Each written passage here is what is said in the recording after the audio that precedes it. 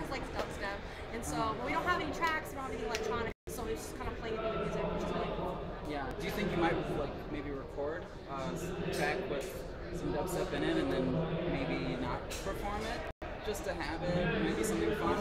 I mean, maybe down the line. Right now, our thing is kind of no tracks, no electronics, just because everyone else does it right now. Everyone else plays with tracks. Yeah. I'll be with you guys in a minute. Do you guys need something? Want a picture? Okay. You guys Yeah, you can take a picture. Want to do a picture real quick? Sorry. Yeah, you're fine. Yeah, let's do a picture really fast. Yeah, do a picture. All right. Stef I wants think a you're gonna be picture. able to hear it. You're fine. Yeah. Stef wants a picture of being good. Fans like walking away. I'm like, No, I didn't want them to walk away either. He was pretty into it too. But yeah, anyways. So you said everybody else kind of does that.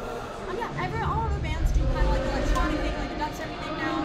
So it's like we like to go on stage, we like to play our instruments and just be the fucking rock and roll band. Because I feel like a lot of bands today have lost that. Like, let's go on stage and just fucking rock. Like they're concerned with like, I don't know, like being like perfect or like making sure like our tracks are good, you know? And we just want to like go and like fucking rock, you know? Yeah. So, but I mean, down the line, I'm not opposed to adding that or having like a track along the line. I'm trying to create a line. So, yeah.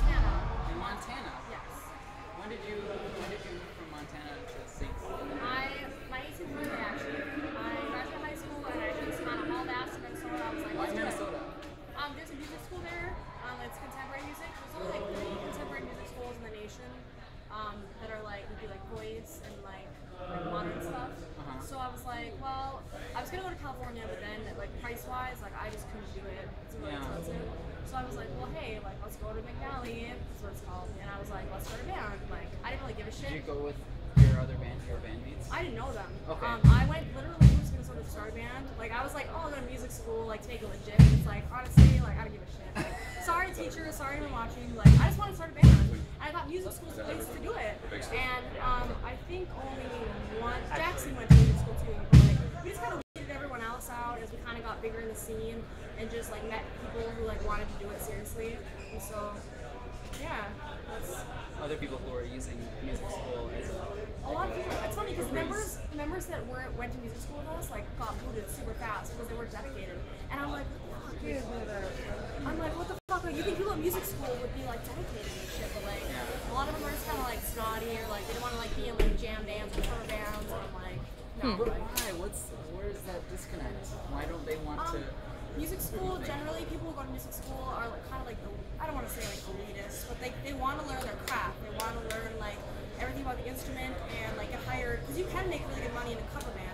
You can make really good money as a studio musician. Like go play in the studio for a week and make like 10 grand. You know what I mean? Like we're not making that great money. We're not making like really anything on top of like band expenses and like all the profit we make just goes back into it because we want to build ourselves up. So we're making money, but not personally really. But eventually we will. Like, you know what I mean? It's like everything's investment, and a lot of people, a lot of kids, because we're only 20, like I'm only 20, so they're like 21. But they don't. Kids our age don't see the investment. They don't see the long term. They just think money now. Want to put in a cover band, make money now, instead of like investing long term. Essentially, that cover band's gonna break up, and then what do they have? Right. They have some money, and then it's gone. They don't have any. They don't have any art that they've like created themselves. Yeah. They don't have a sound of their own. And they don't have a resume. I mean, to be honest, playing in cover bands and bars, that's not a resume. Really, it is, but it's not. Like this, like we tried to like, get a work tour. Like, yeah, I was in a cover band. Like, What does that mean? Yeah. You play your own music? Yeah. Exactly. So it's like it's not like All Stars, Warp Tour, that stuff's like a building block for like what's next, and like just long term investment. What are some the most like memorable bands you played with or tours that you played on? Well, Warp Tour last weekend was like sick. Like that was just unreal. It was hot though. Like that was so hot. 90 degrees. Like oh my god. I was like after the first one, I was like, rock. I was like, oh my god. But like a rock star, I swallowed it. Don't worry. She's from Montana. I'm trying to think of who else. Playing with Attack Attack was like insane. Like it was like our fourth show or something. Like they asked to do it. We're like, are you serious? Like how? Like, I don't know. Yeah. Our first bassist was from Madison, so I think we might have had him in. But yeah, that was like cool. I think just going on tour and like headlining your own shows and seeing headlining your own shows and having people come out. Like we played Sioux Falls. We only played Sioux Falls once before, and then our second time there were like 60 people there, and they were like shouting our words. Like there's like little kids with our t-shirts and like everyone knew the words, and it was like this is what's saying like play your words, and everyone like loves us. Like and so like it's just stuff like that. Like it's surprising where we have fans at. We call